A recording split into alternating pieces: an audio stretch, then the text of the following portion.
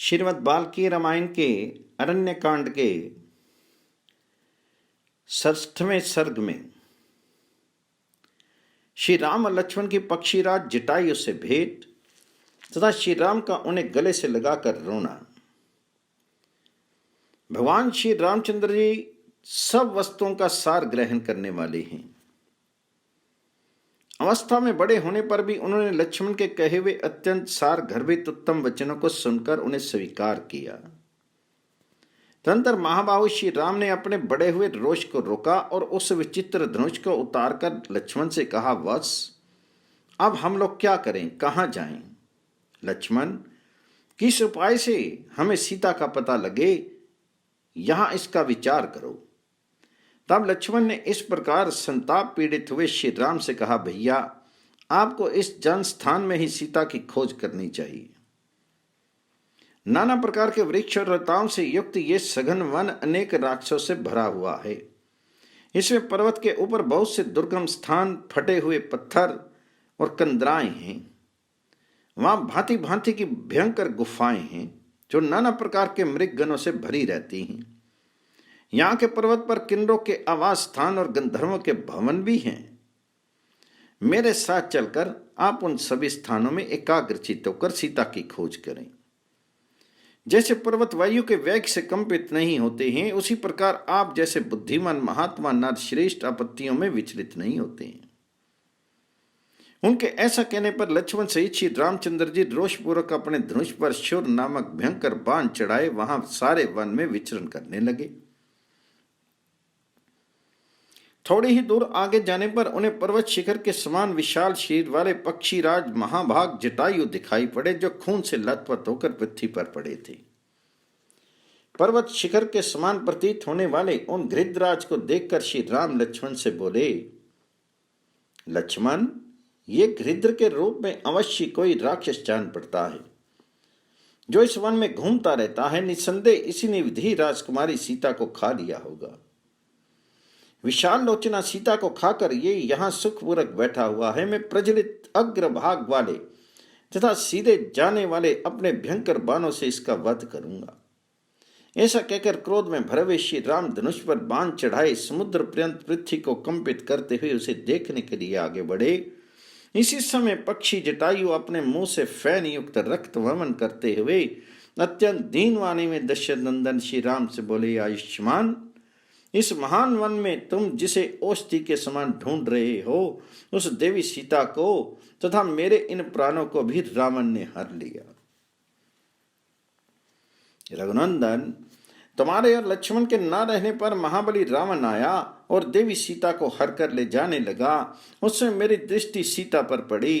प्रभु, ज्यों ही मेरी दृष्टि पड़ी मैं सीता की सहायता के लिए दौड़ पड़ा।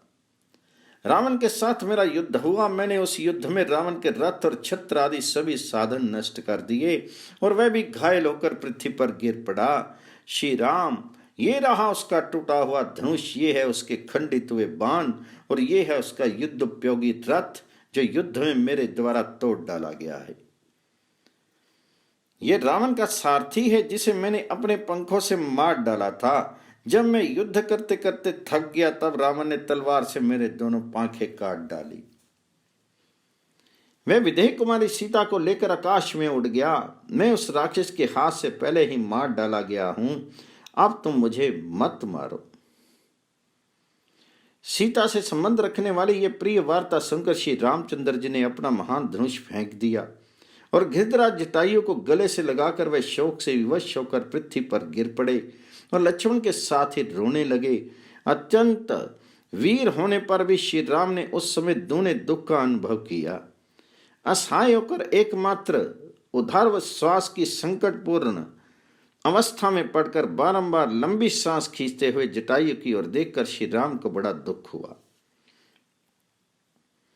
उन्होंने सुमित्रा कुमार से कहा, लक्ष्मण, मेरा राज्य छिन गया, मुझे वनवास मिला, पिताजी की मृत्यु हुई, सीता का अपहरण हुआ और ये मेरे परम सहायक पक्षी राज भी मर गए। ऐसा जो मेरा ये दुर्भाग्य है, ये तो अग्नि को भी जलाकर भस्म कर सकता है। यदि आज मैं भरे हुए महासागर को तैरने लगूं तो मेरे दुर्भाग्य की आंच से वह सरिताओं का स्वामी समुद्र भी निश्चय ही सूख जाएगा। इस चराचर जगत में मुझसे बढ़कर भाग्यहीन दूसरा कोई नहीं है। जिस अभाग्य के कारण मुझे इसे विपत्ति में बड़े भारी जाल में फंसना पड़ा है, ये महाबली घृतराज जटायु मेरे पिताजी के मित्र थे, किंतु आज मेरे दुर्भाग्यवश मारे जाकर इस समय पृथ्वी पर पड़े हैं। इस प्रकार बहुत सी बातें कहकर लक्ष्मण सहित श्री रघुनाथ जी ने जटायु के सिर पर हाथ फेरा और पिता के प्रति जैसा स्नेह होना चाहिए था वैसा ही उनके प्रति प्रदर्शित किया। पंख कट जाने के कारण घृतराज जटायु लहूलुहान हो रहे थे। उसी अवस्था में उन्हें गले से लगाकर श्री रघुनाथ जी ने पूछा, तात, मेरी प्राणों के समान प्रिया मिथिलेश कुमारी सीता कहाँ चली गई? इतने ही बात मुंह से निकालकर वे पृथ्वी पर गिर पड़े। भयंकर राक्षस रावण ने जिसे पृथ्वी पर मार गिराया था, उस घृतराज जटायु की ओर दृष्टि डालकर भगवान श्री राम मित्रोचित गुण से संपन्न सुमित्रा कुमार लक्ष्मण से बोले, भाई, यह पक्षी अवश्य मेरा ही कार्य सिद्ध करने के लिए प्रयत्नशील था, किंतु उस राक्षस के द्वारा युद्ध में मारा गया। ये मेरे ही लिए अपने प्राणों का परित्याग कर रहा है। लक्ष्मण, इस शीर के भीतर इसके प्राणों को बड़ी वेदना हो रही है, इसलिए इसकी आवाज बंद होती जा रही है तथा ये अत्यंत व्याकुल होकर देख रहा है। लक्ष्मण से ऐसा कहकर श्री राम उस पक्षी से बोले, जटायु, यदि आप पुनः बोल सकते हो तो आपका भला हो, बताइए सीता की क्या अवस्था है और आपका वध किस प्रकार हुआ? जिस अपराध को देखकर रावण ने मेरी प्रिय भार्या का अपहरण किया है, वे अपराध क्या है और मैंने उसे कब किया? किस निमित्त को लेकर रावण ने आर्य सीता का हरण किया है? पक्षी प्रवर, सीता का चंद्रमा के समान मनोहर मुख कैसा हो गया था तथा उस समय सीता ने क्या क्या बातें कही थी? तात, उस राक्षस का बल प्रक्रम तथा रूप कैसा है? वे क्या काम करता है और उसका घर कहाँ है? मैं जो कुछ पूछ रहा हूं वह सब बताइए। इस तरह अनाथ की भांति विलाप करते हुए श्री राम की ओर देखकर धर्मात्मा जटायु ने लड़खड़ाती जुबान से यो कहना आरंभ किया, रघुनंदन, दुरात्मा राक्षस राज रावण ने विपुल माया का आश्रय लेकर आंधी पानी की सृष्टि करके घबराहट की अवस्था में सीता का हरण किया था। तात, जब मैं उससे लड़ता लड़ता थक गया, उस अवस्था में मेरे दोनों पंख काटकर वह निशाचर विधेय नंदनी सीता को साथ लिए यहां से दक्षिण दिशा की ओर गया था। रघुनंदन, अब मेरे प्राणों की गति बंद हो रही है, दृष्टि घूम रही है और समस्त वृक्ष मुझे सुनहरे रंग के दिखाई देते हैं। ऐसा जान पड़ता है उन वृक्षों पर खस के केश जमे हुए हैं। रावण सीता को जिस मुहूर्त में ले गया है, उसमें खोया हुआ धन शीघ्र ही उनके स्वामी को मिल जाता है। काकोत्स, वह विंद नामक मुहूर्त था, किंतु उस राक्षस को इसका पता नहीं था। जैसे मछली मौत के लिए ही बंसी पकड़ लेती है, उसी प्रकार वह भी सीता को ले जाकर शीघ्र ही नष्ट हो जाएगा। अतः अब तुम जौनक नंदिनी के लिए अपने मन में खेद मत करो। संग्राम के मुहाने पर उस निशाचर का वध करके तुम शीघ्र ही पुनः विधेय राजकुमारी के साथ विहार करोगे। घृतराज जटायु यद्यपि मर रहे थे तो भी उनके मन पर मोह या भ्रम नहीं छाया था। उनके होशवास ठीक थे। वे श्री रामचंद्र जी को उनकी बात का उत्तर दे रहे थे और उनके मुख से मांस युक्त रुधिर निकलने लगा। वे बोले, रावण विश्वा का पुत्र कुबेर का सगा भाई है। इतना कहकर उस पक्षी राम ने दुर्लभ प्राणों का परित्याग कर दिया। श्री रामचंद्र जी हाथ जोड़े कह रहे थे, कहिए कहिए, कुछ और कहिए, किंतु उस समय घृतराज के प्राण उसका शीर छोड़कर आकाश में चले गए। उन्हें अपना मस्तक भूमि पर डाल दिया, दोनों पैर फैला दिए और अपने शीर को भी पृथ्वी पर ही डालते हुए वे धाराशायी हो गए।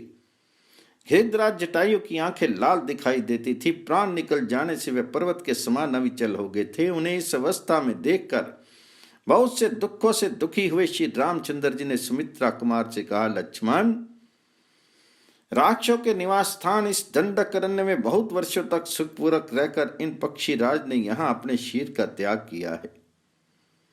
इनकी अवस्था बहुत वर्षों की थी। इन्होंने सुदीर्घ काल तक अपना अभ्युदय देखा है, किंतु आज इस वृद्धावस्था में उस राक्षस के द्वारा मारे जाकर ये पृथ्वी पर सो रहे हैं, क्योंकि काल का उल्लंघन करना सबके लिए ही कठिन है।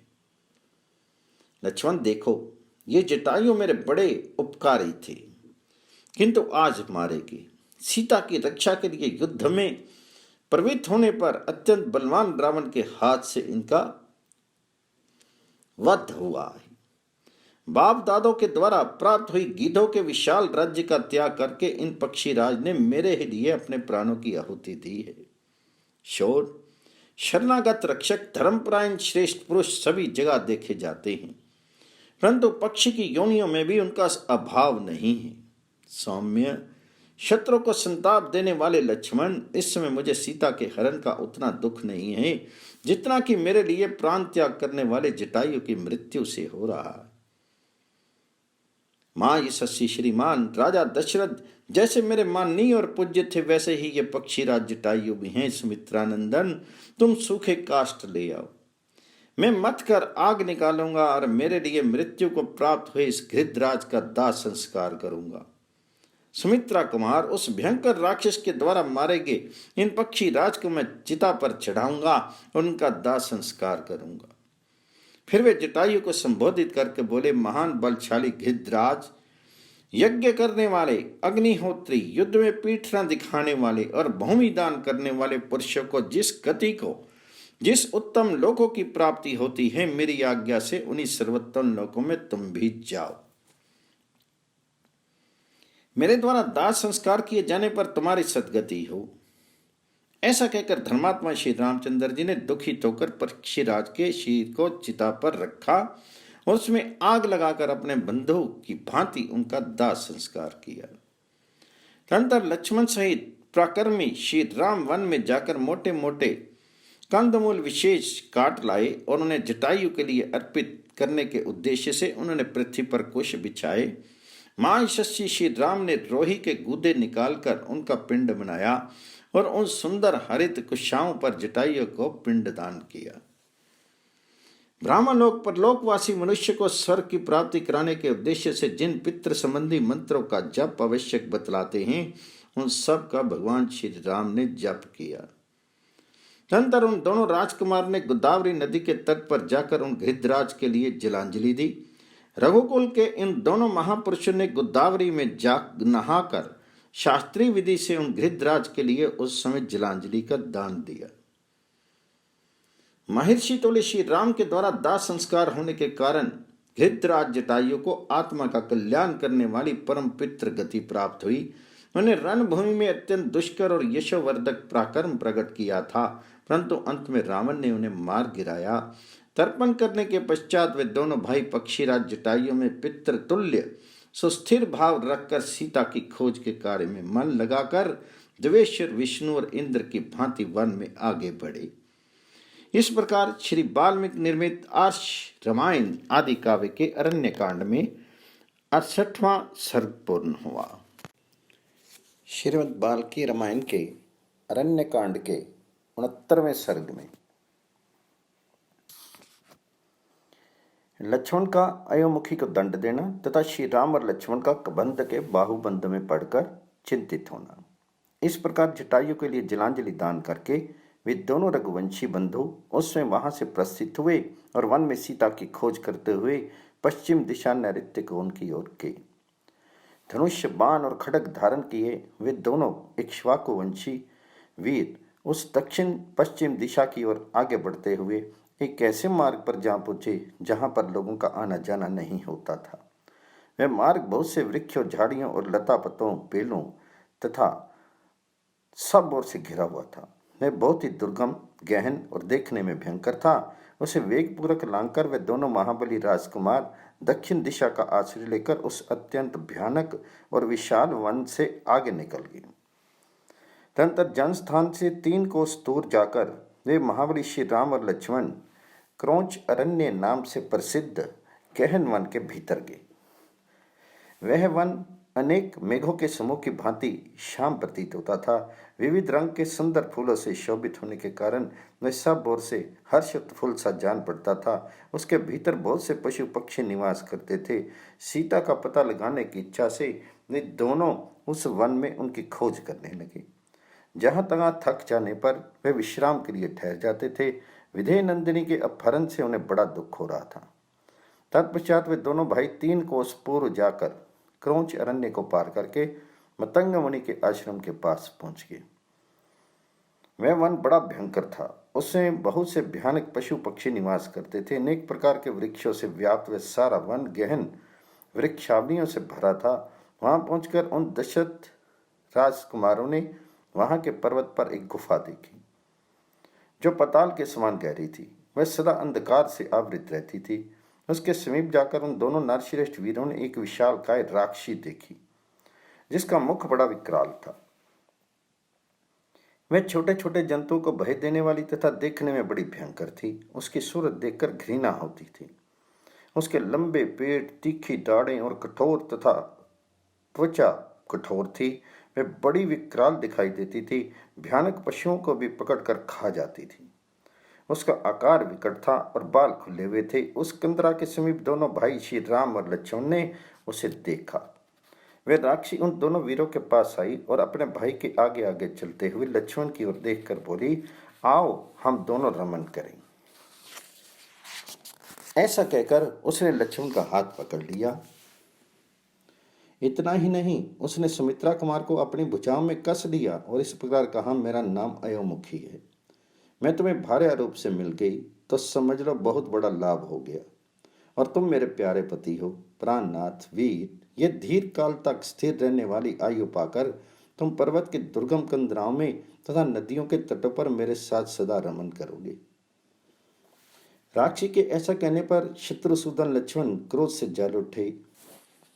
उन्होंने तलवार निकालकर उसके कान नाक काट डाले। नाक और कान के कट जाने पर वह भयंकर राक्षसी जोर जोर से चिल्लाने लगी और वहां से आई थी उधर ही भाग गई। उनके चले जाने पर वे दोनों भाई शक्तिशाली श्री राम और लक्ष्मण बड़े वेग से चलकर एक गहन वन में जा पहुंचे। उसमें महातेजस्वी, धैर्यवान, सुशील और पवित्र आचार विचार वाले लक्ष्मण ने हाथ जोड़कर अपने तेजस्वी भ्राता श्री रामचंद्र जी से कहा, आर्य, मेरी बाहें भुजा जोर जोर से फड़क रही है और मन उद्विग्न सा हो रहा है। मुझे बार बार बुरे शकुन दिखाई देते हैं, इसलिए आप भय का सामना करने के लिए तैयार हो जाइए। मेरी बात मानिए। ये जो बुरे शकुन हैं वे केवल मुझे ही तत्काल प्राप्त होने वाले भय की सूचना देते हैं। इसके साथ एक शुभ शकुन भी हो रहा है। ये जो वंजुल नामक अत्यंत दारुण पक्षी है, ये युद्ध में हम दोनों की विजय सूचित करता हुआ सा जोर जोर से बोल रहा है। इस प्रकार बलपूर्वक उस सारे वन में वे दोनों भाई जब सीता की खोज कर रहे थे, उसी समय वहां बड़े जोर का शब्द हुआ। उस वन का विध्वंस करता हुआ सा प्रतीत होता था। उस वन में जोर जोर से आंधी चलने लगी। वह सारा वन उसकी लपेट में आ गया। वन में उस शब्द की जो प्रतिध्वनि उठी, उससे ये सारा वन प्रांत गूंज उठा। भाई के साथ तलवार हाथों में लिए भगवान श्री राम उस शब्द का पता लगाना ही चाहते थे कि एक चौड़ी छाती वाले विशालकाय राक्षस पर उनकी दृष्टि पड़ी। उन दोनों भाइयों ने उस राक्षस को अपने सामने खड़ा पाया। वे देखने में बहुत बड़ा था, किंतु उसके न मस्तक था न गला। कबंध धाड़मात्री उसका स्वरूप था और उसके पेट में ही मुंह बना हुआ था। उसके सारे शरीर में पैने और तीखे रोए थे। वह महान पर्वत के समान ऊंचा था। उसकी आकृति बड़ी भयंकर थी। वह नील मेघ के समान काला था और मेघ के समान ही गंभीर स्वर में गर्जना करता था। उसकी छाती में ही ललाट था और ललाट में एक ही लंबी चौड़ी तथा आग की ज्वाला के समान दहकती हुई भयंकर आंख थी जो अच्छी तरह देख सकती थी। उसकी पलक बहुत बड़ी थी और वह आंख भूरे रंग की थी। उस राक्षस की दाढ़ें बहुत बड़ी थी और वह अपनी लपलपाती हुई जीभ से अपने विशाल मुख को बारंबार चाट रहा था। अत्यंत भयंकर रीछ, सिंह, हिंसक पशु और पक्षी ये ही उसके भोजन थे। वे अपनी एक एक योजन लंबी दोनों भयानक भुजाओं को दूर तक फैला देता और उन दोनों हाथों से नाना प्रकार के अनेकों भालू, पक्षी, पशु और मृगों के युद्धपतियों को पकड़कर खींच लेता था। उनमें से जो उसे भोजन के लिए अभीष्ट नहीं होते, उन जंतुओं को वह उन्हीं हाथों से पीछे धकेल देता था। दोनों भाई श्री राम और लक्ष्मण जब उसके निकट पहुंचे, तब वह उनका रास्ता रोककर खड़ा हो गया। तब वे दोनों भाई उससे दूर हट गए और बड़े गौर से उसे देखने लगे। उससे मैं एक कोस लंबा जान पड़ा। उस राक्षस की आकृति केवल कबंध धड़ के रूप में थी, इसलिए वह कबंध कहलाता था। वह विशाल, हिंसापरायण, भयंकर तथा दो बड़ी बड़ी भुजाओं से युक्त था और देखने में अत्यंत घोर प्रतीत होता था। उस महाबाहु राक्षस ने अपनी दोनों विशाल भुजाओं को फैलाकर उन दोनों रघुवंशी राजकुमारों को बलपूर्वक पीड़ा देते हुए एक साथ ही पकड़ लिया। दोनों के हाथों में तलवारें थी, दोनों के पास मजबूत धनुष थे और वे दोनों भाई प्रचंड तेजस्वी, विशाल भुजाओं से युक्त तथा महान बलवान थे, तो भी उस राक्षस के द्वारा खींचे जाने पर विवशता का अनुभव करने लगे। उससे महाशूरवीर रघुनंदन श्री राम तो धैर्य के कारण व्यथित नहीं हुए, परंतु बाल बुद्धि होने तथा धैर्य का आश्रय न लेने के कारण लक्ष्मण के मन में बड़ी व्यथा हुई। तब श्री राम के छोटे भाई लक्ष्मण विषादग्रस्त हो श्री रघुनाथ जी से बोले, वीरवर देखिए, मैं राक्षस के वश में पड़कर विवश हो गया हूँ।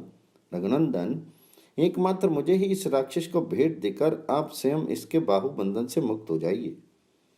इस भूत को मेरी ही बलि देकर आप सुखपूर्वक यहाँ से निकल भागिए। मेरा विश्वास है कि आप शीघ्र ही विधेय राजकुमारी को प्राप्त कर लेंगे। कुकुस कुलभूषण श्री राम वनवास से लौटने पर पिता पितामहों की भूमि को अपने अधिकार में लेकर जब आप राज्य सिंहासन पर विराजमान होइएगा, तब वहां सदा मेरा ही स्मरण करते रहिएगा। लक्ष्मण के ऐसा कहने पर श्री राम ने उस सुमित्रा कुमार से कहा, वीर, तुम भयभीत मत हो। तुम्हारे जैसे शूरवीर इस तरह विषाद नहीं करते हैं। इस बीच में क्रूर हृदय वाले दानव शिरोमणि महाबाहु कबंध ने उन दोनों भाई श्री राम और लक्ष्मण से कहा, तुम दोनों कौन हो? तुम्हारे कंधे बैल के समान ऊंचे हैं, तुमने बड़ी बड़ी तलवारें और धनुष धारण कर रखे हैं। इस भयंकर देश में तुम दोनों किस लिए आए हो? यहाँ तुम्हारा क्या कार्य है, बताओ। भाग्य से ही तुम दोनों मेरी आंखों के सामने पड़ गए। मैं यहाँ भूख से पीड़ित होकर खड़ा था और तुम स्वयं धनुषबाण और खड़ग लिए तीखे सींग वाले दो बैलों के समान तुरंत ही इस स्थान पर मेरे निकट आ पहुंचे। अतः अब तुम दोनों का जीवित रहना कठिन है। त्रात्मा कबंध की बात सुनकर श्री राम ने सूखे मुख वाले लक्ष्मण से कहा, सत्य प्रकर्मी वीर, कठिन से कठिन अस्थायी दुख को पाकर हम दुखी थे ही। तब तक पुनः प्रीतमा सीता के प्राप्त होने से पहले ही हम दोनों पर यह महान संकट आ गया, जो जीवन का अंत कर देने वाला है। नरश्रेष्ठ लक्ष्मण, काल का महान बल सभी प्राणियों पर अपना प्रभाव डालता है। देखो ना, तुम और मैं दोनों ही काल के दिए हुए अनेकानेक संकटों से मोहित हो रहे हैं। सुमित्रानंदन, देव अथवा काल के लिए संपूर्ण प्राणियों पर शासन करना भार रूप कठिन नहीं है।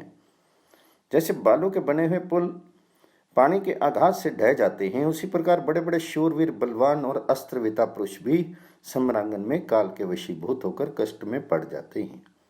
ऐसा कहकर सुदृढ़ एवं सत्य पराक्रम वाले महान बालक्रम से संपन्न महायशस्वी प्रतापशाली दशरथ नंदन श्री राम ने सुमित्रा कुमार की ओर देखकर उस समय स्वयं ही अपनी बुद्धि को स्थिर कर लिया।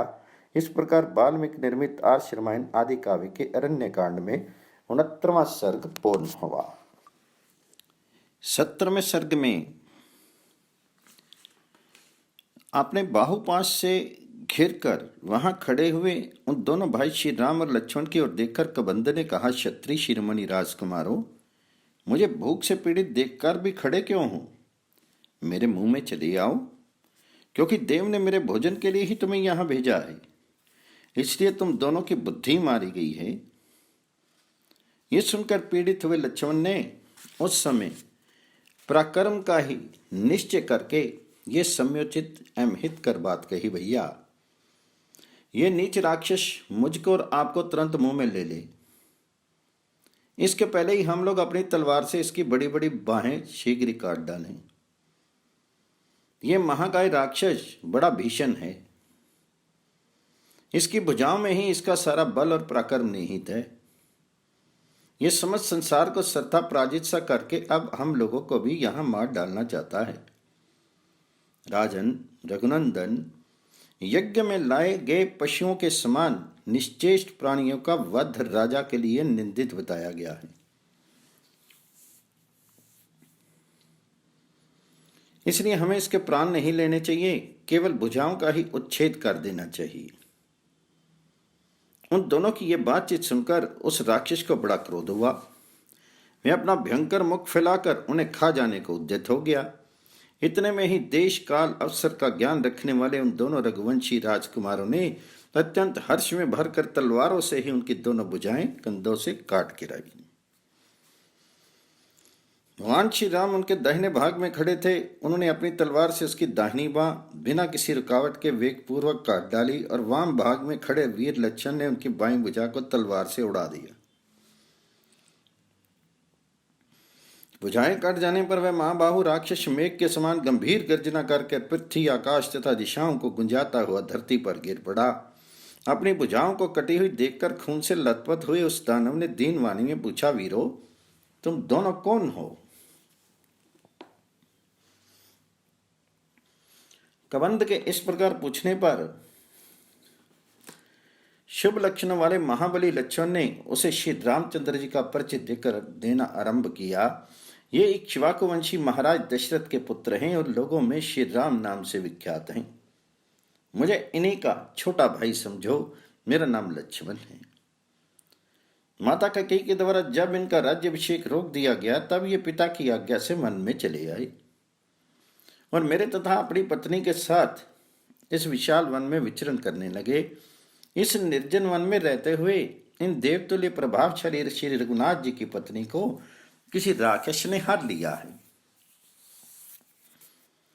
उन्हीं का पता लगाने की इच्छा से हम लोग यहाँ आए हैं। तुम कौन हो और कबंध के समान रूप धारण करके क्यों इस वन में पड़े हो? छाती के नीचे चमकता हुआ मुंह और टूटी हुई जंघा लिए तुम इस किस कारण इधर उधर लुढ़कते हिलते हो? लक्ष्मण के ऐसा कहने पर कबंध को इंद्र की कही हुई बात का स्मरण हो आया। अतः उसने बड़ी प्रसन्नता के साथ लक्ष्मण को उनकी बात का उत्तर दिया। पुरुष सिंह वीरों, आप दोनों का स्वागत है। बड़े भाग्य से मुझे आप लोगों का दर्शन मिला है। ये मेरी दोनों भुजाएं मेरे लिए भारी बंधन थी। सौभाग्य की बात है कि आप लोगों ने इन्हें काट डाला। नारश्रेष्ठ श्री राम, मुझे जो ऐसा कुरूप रूप प्राप्त हुआ है ये मेरी ही उद्दंडता का फल है। ये सब कैसे हुआ वह प्रसंग आपको मैं ठीक ठीक बता रहा हूं, आप मुझसे सुनिए।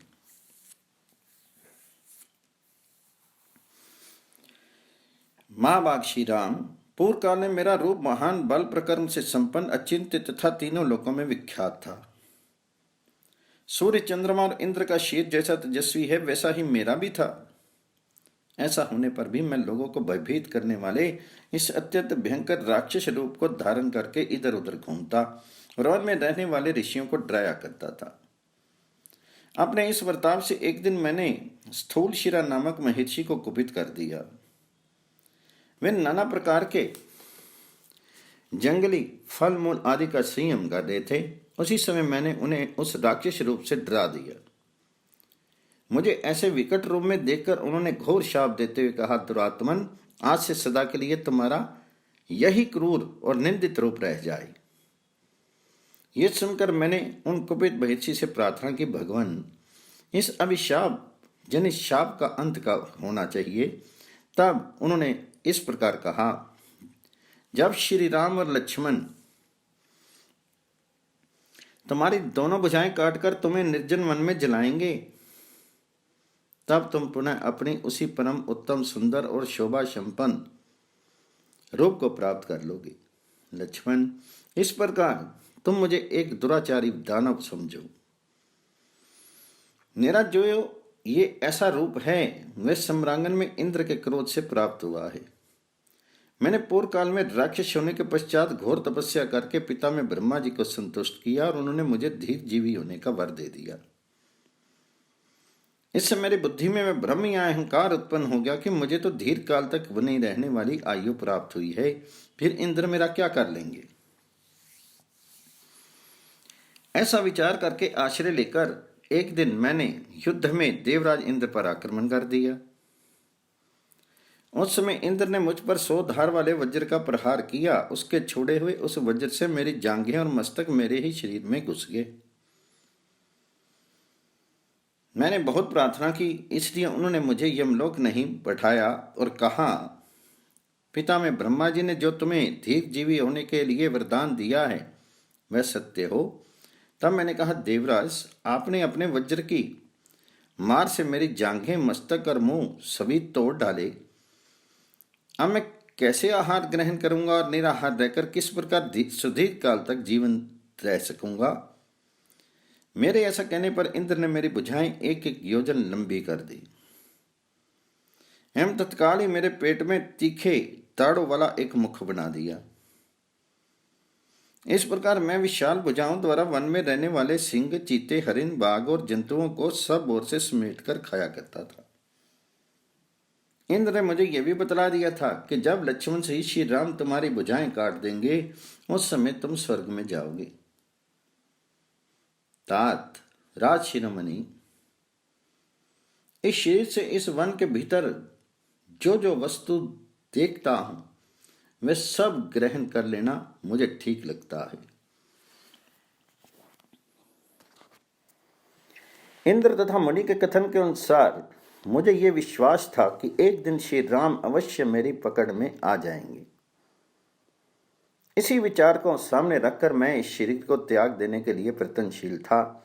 रघुनंदन, अवश्य आप श्री राम हैं, आपका कल्याण हो। मैं आपके सिवा दूसरे किसी को नहीं मारा जा सकता था। यह बात महर्षि ने ठीक ही कही थी। नरश्रेष्ठ, आप दोनों जब अग्नि के द्वारा मेरा दाह संस्कार कर देंगे उससे मैं आपकी बौद्धिक सहायता करूंगा। आप दोनों के लिए एक अच्छे मित्र का पता बताऊंगा। उस दानव के ऐसा कहने पर धर्मात्मा श्री रामचंद्र जी ने लक्ष्मण के सामने उससे यह बात कही कि बंधु, मेरी ये ससनी भार्या सीता को रावण हार ले गया है। उस समय मैं अपने भाई लक्ष्मण के साथ सुखपूर्वक जन स्थान के बाहर चला गया था। मैं उस राक्षस का नाम मात्र जानता हूं, उसकी शक्ल सूरत से परिचित नहीं हूं। वह कहाँ रहता है, कैसा उसका प्रभाव है, इस बात से हम लोग सर्वथा-अनभिज्ञ हैं। इस समय सीता का शोक हमें बड़ी पीड़ा दे रहा है। हम असहाय होकर इसी तरह सब और दौड़ रहे हैं। तुम हमारे ऊपर समुचित करने के लिए इस विषय में हमारा कुछ उपकार करो। वीर, फिर हम लोग हाथियों द्वारा तोड़े गए सूखे काठ लाकर स्वयं खोदे हुए एक बहुत बड़े गड्ढे में तुम्हारे शरीर को रखकर जला देंगे। अतः अब तुम हमें सीता का पता बताओ। इस समय वह कहाँ है तथा कौन उसे हर ले गया है। यदि ठीक ठीक जानते हो तो सीता का समाचार बताकर हमारा अत्यंत कल्याण करो। तो श्री रामचंद्र जी के ऐसा कहने पर बातचीत में कुशल उस दानव ने उन प्रवचन पटु श्री रघुनाथ जी से यह परम उत्तम बात कही, श्री राम, इस समय मुझे दिव्य ज्ञान नहीं है, इसलिए मैं मिथिलेश कुमारी के विषय में कुछ भी नहीं जानता। जब मेरे इस शरीर का दाह हो जाएगा तब मैं अपने पूर्व स्वरूप को प्राप्त होकर किसी ऐसे व्यक्ति का पता बता दूंगा जो सीता के विषय में आपको कुछ बताएगा तथा जो उस उत्कृष्ट राक्षस को भी जानता होगा। ऐसे पुरुष का आपको परिचय दूंगा। प्रभु, जब तक मेरे शरीर का दाह नहीं होगा तब तक मुझ में यह जानने की शक्ति नहीं आ सकती कि वह महाप्रकर्मी राक्षस कौन है जिसने आपकी सीता का अपहरण किया है। रघुनंदन, शाप दोष के कारण मेरा महान विज्ञान नष्ट हो गया है। अपने ही करतूत से मुझे यह लोक निंदित रूप प्राप्त हुआ है। किंतु श्री राम, जब तक सूर्य देव अपने वाहनों के थक जाने पर अस्त नहीं हो जाते तभी तक मुझे गड्ढे में डालकर शास्त्रीय विधि के अनुसार मेरा दाह संस्कार कर दीजिए। महावीर रघुनंदन, आपके द्वारा विधि पूर्वक गड्ढे में मेरे शरीर का दाह हो जाने पर मैं ऐसे महापुरुष का परिचय दूंगा जो उस राक्षस को जानते होंगे। शीघ्र पराक्रम प्रकट करने वाले वीर रघुनाथ जी, न्यायोचित आचार वाले उन महापुरुष के साथ आपको मित्रता कर लेनी चाहिए। वे आपकी सहायता करेंगे। रघुनंदन, उसके लिए तीनों लोकों में कुछ भी अज्ञात नहीं है, क्योंकि किसी कारणवश वे पहले समस्त लोकों में चक्कर लगा चुके हैं। कबंध के ऐसा कहने पर उन दोनों वीर नरेश्वर श्री राम और लक्ष्मण ने उनके शरीर को एक पर्वत के गड्ढे में डालकर उसमें आग लगा दी। लक्ष्मण ने जलती हुई बड़ी बड़ी लुकारियों के द्वारा चारों ओर से उसकी चिता में आग लगाई हुई तो वह सब ओर से प्रज्वलित हो उठी। चिता में जलते हुए कबंध का विशाल शरीर चर्बियों से भरा होने के कारण घी के लोदे के समान प्रतीत होता था। चिता की आग उसे धीरे धीरे जलाने लगी। तंत्र व महाबली कबंध तुरंत ही चिता को हिलाकर दो निर्मल वस्त्र और दिव्य पुरुषों का हार धारण किए धूम रहित अग्नि के समान उठ खड़ा हुआ। फिर वेगपूर्वक चिता से ऊपर को उठा और शीघ्र ही एक तेजस्वी विमान पर जा बैठा।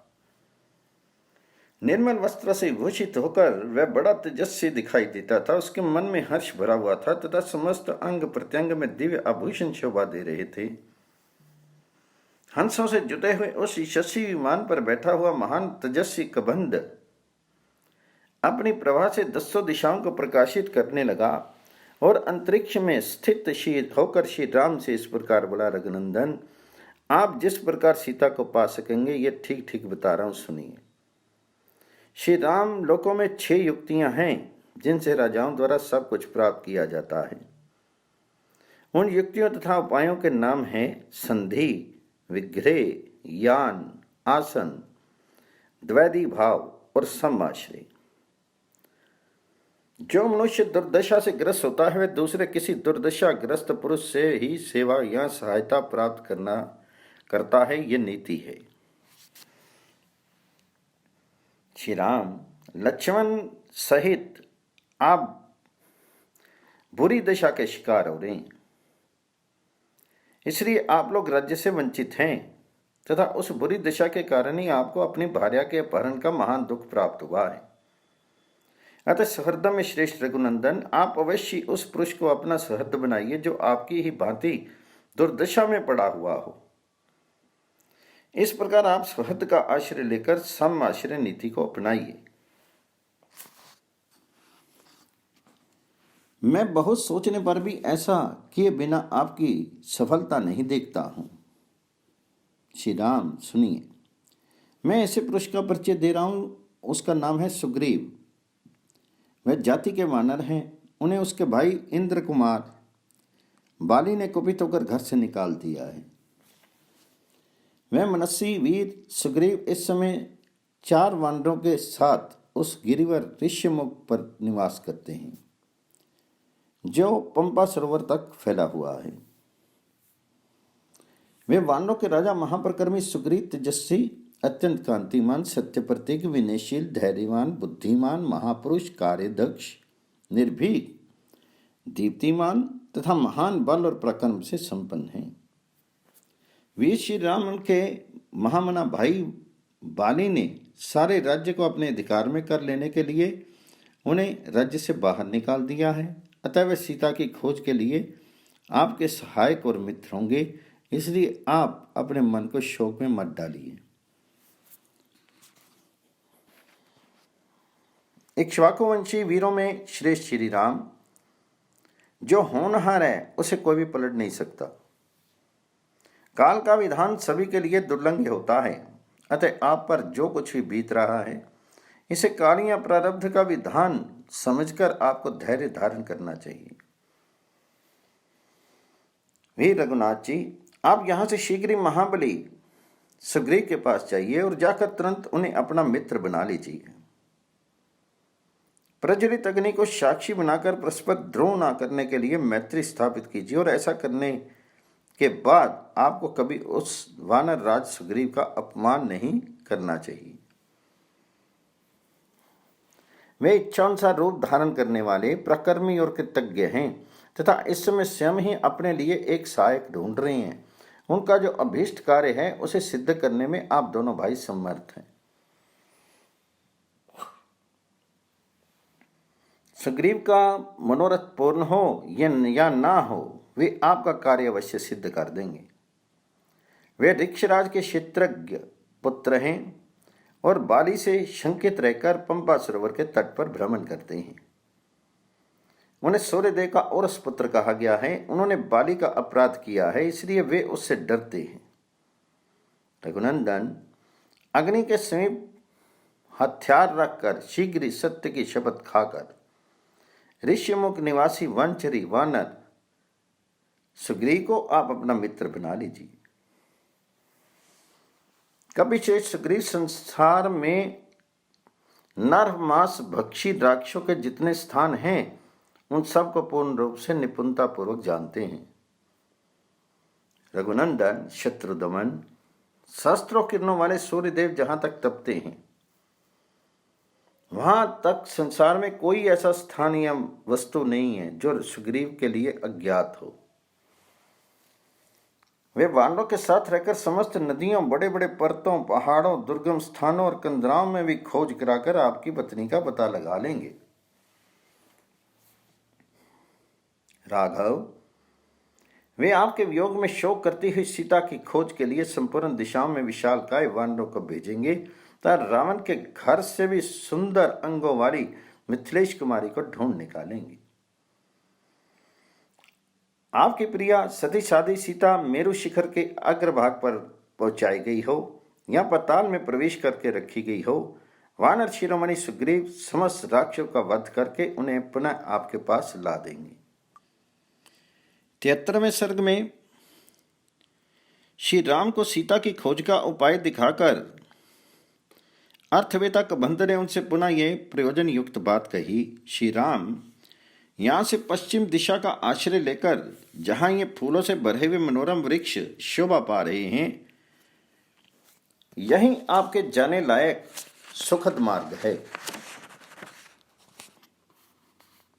जामुन, चिनौंजी, कटल, बड़, पाकड़, तेंदु, पीपल, कनेर, आम तथा अन्य वृक्ष, धाव, नागकेसर, तिलक, नक्तमाल, नील, अशोक, कदम, खिले हुए करवीर, भिलावा, अशोक, लाल चंदन तथा मंदार, ये वृक्ष मार्ग में पड़ेंगे।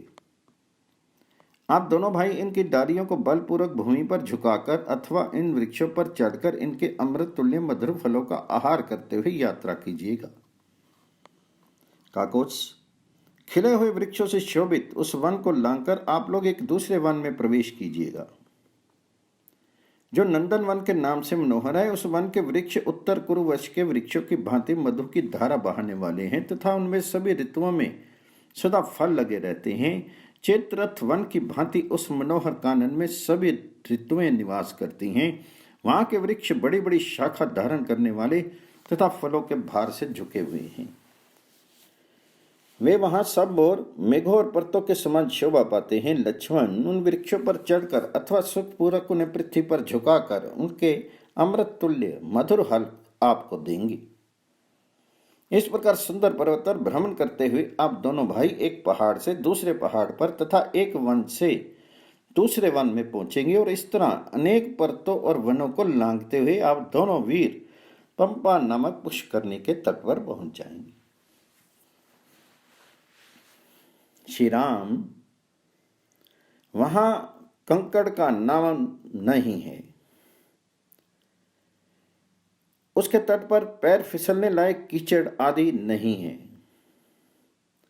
उसके घाट की भूमि सब ओर से बराबर है। ऊंची नीचियां ऊपर खाबड़ नहीं है। उस पुष्करणी में सेवार का सरथा भाव है। उसके भीतर की भूमि बाल का पूर्ण है। कमल और उत्पल उस सरोवर की शोभा बढ़ाते हैं। रघुनंदन, वहां पंपा के जल में विचरने वाले हंस, करंडव, क्रोंच और कुरर सदा मधुर स्वर में गूंजते रहते हैं। वे मनुष्यों को देखकर उद्विग्न नहीं होते हैं, क्योंकि किसी मनुष्य के द्वारा किसी पक्षी का वध भी हो सकता है, ऐसे भय का उन्हें अनुभव नहीं है। वे सभी पक्षी बड़े सुंदर हैं। बानों के अग्रभाग से जिनके छिलके छुड़ा दिए गए हैं, अतः जिनमें एक भी कांटा नहीं रह गया है, जो घी के लोदे के समान चिकने तथा आर्द हैं, सूखे नहीं हैं, जिन्हें लोह में वानों के अग्रभाग से गूंथकर आग में सेका और पकाया गया है, ऐसे फल मूल के ढेर वहां भक्ष्य पदार्थ के रूप में उपलब्ध होंगे। आपके प्रति भक्तिभाव से संपन्न लक्ष्मण आपको वे भक्ष्य पदार्थ अर्पित करेंगे। आप दोनों भाई उन पदार्थों को लेकर उस सरोवर के छोटे मोटे सुप्रसिद्ध जलचर प्राणियों, पक्षियों तथा श्रेष्ठ रोहित, रोहू, वक्रतुंड और नल, मीन आदि मत्स्यों को थोड़ा थोड़ा करके खिलाइएगा। इससे आपका मनोरंजन होगा। जिस समय आप पंपा सरोवर की पुष्प राशि के समीप मछलियों को भोजन कराने की क्रीड़ा में अत्यंत संलग्न होंगे, उस समय लक्ष्मण उस सरोवर का कमल की गंध से सुवासित कल्याणकारी सुखद शीतल रोगनाशक क्लेशहारी तथा चांदी और स्फटिक मणि के समान स्वच्छ जल कमल के पत्ते में निकालकर लाएंगे और आपको पिलाएंगे। श्री राम सायंकाल में आपके साथ विचरते हुए लक्ष्मण आपको उन मोटे मोटे वनचारी वानरों का दर्शन कराएंगे जो पर्वतों की गुफाओं में सोते और रहते हैं। नरश्रेष्ठ, वे वानर पानी पीने के लोभ से पंपा के तट पर आकर सांडों के समान गरजते हैं। उनकी शरीर मोटे और रंग पीले होते हैं। आप उन सबको वहां देखेंगे। श्री राम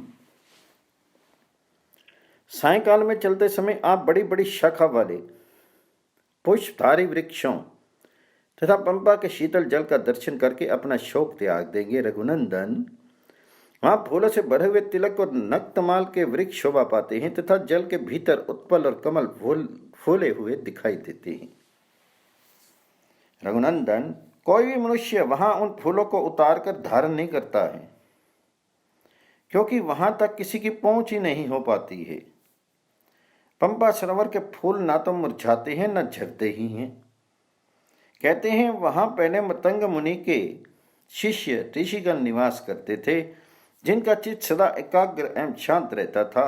वे अपने गुरु मतंग मुनि के लिए जब जंगली फल मूल ले आते और उनके भार से थक जाते, तब उनके शीर से पृथ्वी पर पसीनों की जो बूंदें गिरती थी, वे ही उन मुनियों की तपस्या के प्रभाव से तत्काल फूल के रूप में परिणित हो जाती थी। राघव, पसीनों की बूंदों से उत्पन्न होने के कारण वे फूल नष्ट नहीं होते हैं। वे सब के सब ऋषि तो अब चले गए, किंतु उनकी सेवा में रहने वाली तपस्विनी शबरी आज भी वहां दिखाई देती है। काकोच, शबरी चिरंजीवी होकर सदा धर्म के अनुष्ठान में लगी रहती है। श्री राम, आप समस्त प्राणियों के लिए नित्य वंदनीय और देवता के तुल्य हैं। आपका दर्शन करके शबरी स्वर्गलोक साकेत धाम को चली जाएगी।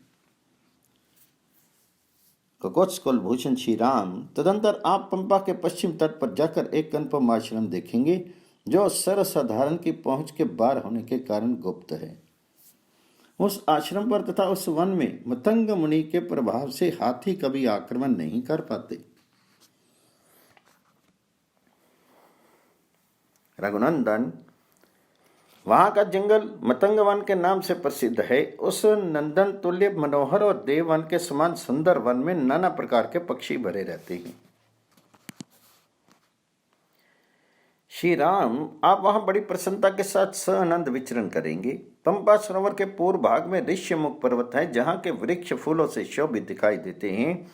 उसके ऊपर चढ़ने में बड़ी कठिनाई होती है, क्योंकि वह छोटे छोटे सर्पों अथवा हाथियों के बच्चों द्वारा सब ओर से सुरक्षित ऋष्यमुख पर्वत अभीष्ट फल देने वाला है। पूर्व काल में साक्षात ब्रह्मा जी ने उसका निर्माण किया और उसे औदार्य आदि गुणों से संपन्न बनाया। श्री राम, उस पर्वत के शिखर पर सोया हुआ पुरुष सपने में जिस संपत्ति को पाता है, उसे जागने पर भी प्राप्त कर लेता है। जो पापकर्मी तथा विषम वर्ताप करने वाला पुरुष उस पर्वत पर चढ़ता है, उसे इस पर्वत शिखर पर ही सो जाने पर राक्षस लोग उठाकर उसके ऊपर प्रहार करते हैं। श्री राम, मतंग मुनि के आश्रम के आसपास के वन में रहने और पंपा सरोवर में क्रीड़ा करने वाले छोटे छोटे हाथियों के चिंगाड़ने का महान शब्द उस पर्वत पर भी सुनाई देता है। जिनके गंड स्थलों पर कुछ लाल रंग की मध की धाराएं बहती हैं, वे वेगशाली और मेघ के समान काले बड़े बड़े गजराज झुंड के झुंड एक साथ होकर दूसरी जाति वाले हाथियों से पृथक होकर वहां विचरते रहते हैं। वन में विचरण वाले वे हाथी जब पंपा सरोवर का निर्मल मनोहर सुंदर छूने में अत्यंत सुखद तथा सब प्रकार के सुगंध से सुवासित जल पीकर लौटते हैं, तब उन वनों में प्रवेश करते हैं। रघुनंदन, वहां रीछों, बाघों और नील कोमल कांति वाले मनुष्यों को देखकर भागने वाले तथा दौड़ लगाने में किसी से पराजित न होने वाले मृगों को देखकर आप अपना सारा शोक भूल जाएंगे। श्री राम, उस पर्वत के ऊपर एक बहुत बड़ी गुफा शोभा पाती है, जिसका द्वार पत्थर से ढका हुआ है। उसके भीतर प्रवेश करने में बड़ा कष्ट होता है। उस गुफा के पूर्व द्वार पर शीतल जल से भरा हुआ एक बहुत बड़ा कुंड है। उसके आसपास बहुत से फल और मूल सुलभ हैं तथा वे रमणीय हृद नाना प्रकार के वृक्षों से व्याप्त थे। धर्मात्मा सुग्रीव वानरों के साथ उस गुफा में निवास करते हैं। वे कभी कभी उस पर्वत के शिखर पर भी रहते हैं। इस प्रकार श्री राम और लक्ष्मण दोनों भाइयों को सब बातें बताकर सूर्य के समान तेजस्वी और पराक्रमी कबंध दिव्य पुरुषों की माला धारण की आकाश में प्रकाशित होने लगी। उससे वे दोनों भाई श्री राम और लक्ष्मण वहां से प्रस्थान करने के लिए उद्यत होकर आकाश में खड़े हुए महाबाग कबंध से उनके निकट खड़े होकर बोले, अब तुम परम धाम को जाओ। कबंध ने भी उन दोनों भाइयों से कहा, आप लोग भी अपने कार्य की सिद्धि के लिए यात्रा करें। ऐसा कहकर परम प्रसन्न हुए उन दोनों बंधुओं से आज्ञा लेकर कबंध ने तत्काल प्रस्थान किया। कबंध अपने पहले रूप को पाकर अद्भुत शोभा से संपन्न हो गया। उसका सारा शेष सूर्य तुल्य प्रभा से प्रकाशित उठा।